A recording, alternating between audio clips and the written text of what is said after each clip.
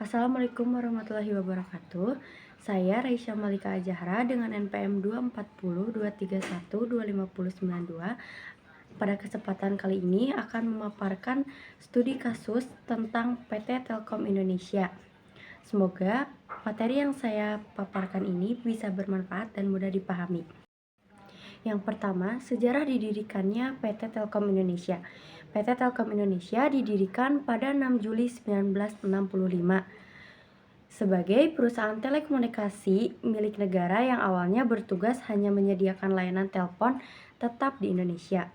Tetapi seiring perkembangannya teknologi yang ada di Indonesia, Telkom mulai bertransformasi dari layanan telepon rumah menuju layanan digital sejak 1990-an. Pada 1995, Telkom menjadi perusahaan publik melalui penawaran saham perdana. Memasuki era tahun 2000-an, Telkom terus memperluas jaringannya seperti fiber optik, layanan internet, dan data, serta Telkom juga menghadirkan berbagai inovasi digital.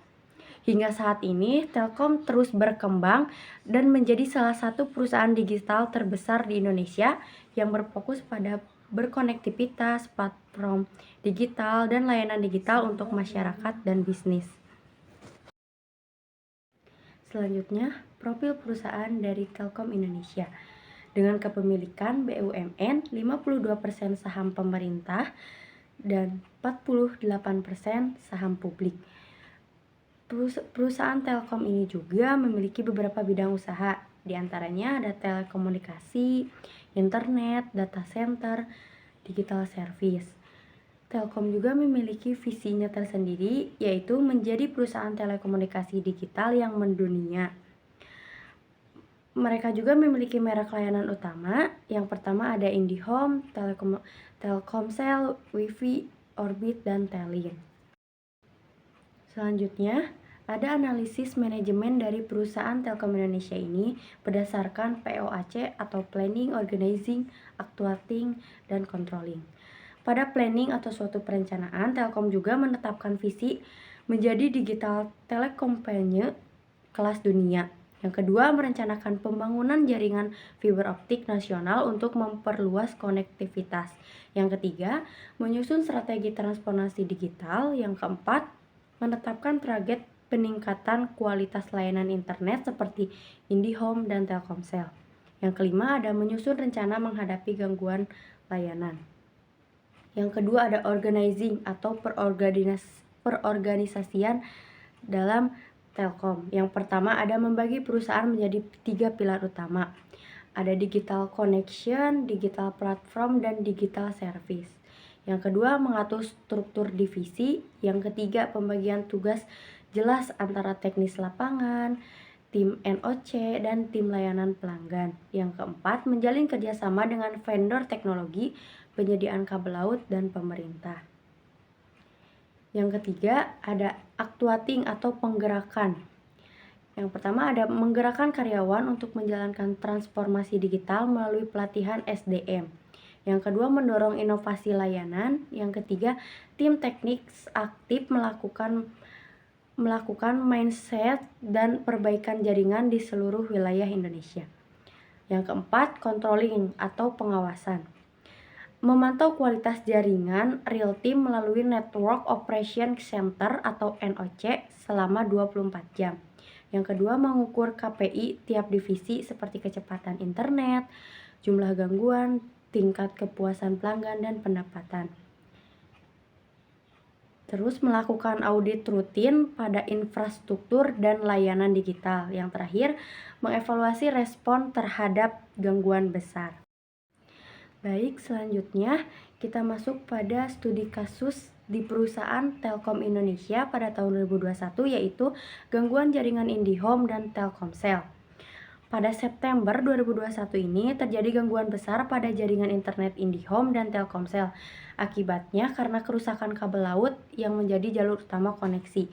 Gangguan ini menyebabkan layanan internet melambat dan sebagian pengguna tidak bisa mengakses jaringan. Dari studi kasus yang terjadi di tahun 2021, itu memiliki dampak negatif. Yang pertama, pada pelayanan terganggu atau pelanggan yang terganggu. Seperti banyak pengguna tidak bisa mengakses internet untuk sekolah, wifi, maupun aktivitas sehari-hari mereka. Yang kedua, perusahaan dan UMKM mengalami kerugian. Transaksi digital dan kegiatan operasionalnya bergantung pada internet, yang dimana ikut melambat. Yang ketiga, citra dan reputasi Telkom menurun. Yang keempat, kerugian finansial sementara seperti terjadi penurunan pendapatan dari layanan yang tidak berjalan optimal.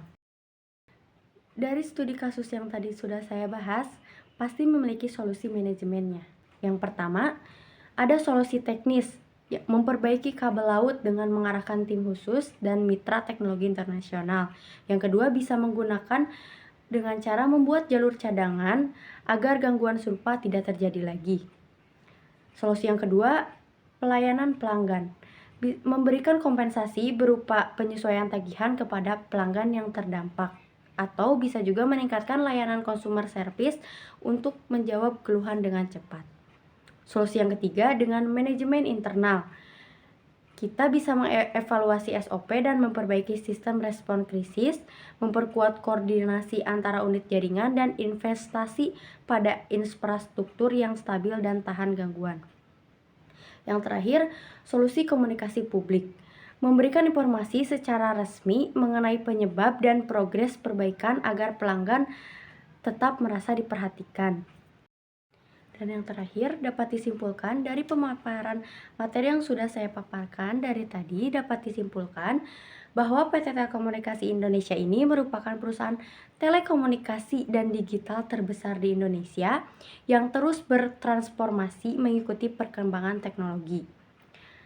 Dengan struktur bisnis yang berfokus pada konektivitas, platform digital, dan layanan digital, Telkom ini mampu bertahan dan berkembang di era digital melalui penerapan manajemen POAC atau Planning, Organizing, Actuating, dan Controlling, penyelesaian studi kasus, gangguan jaringan, dan penguatan keterampilan manajerial. Telkom sedang menuju perusahaan digital kelas dunia. Sekian presentasi yang dapat saya sampaikan. Wassalamualaikum warahmatullahi wabarakatuh.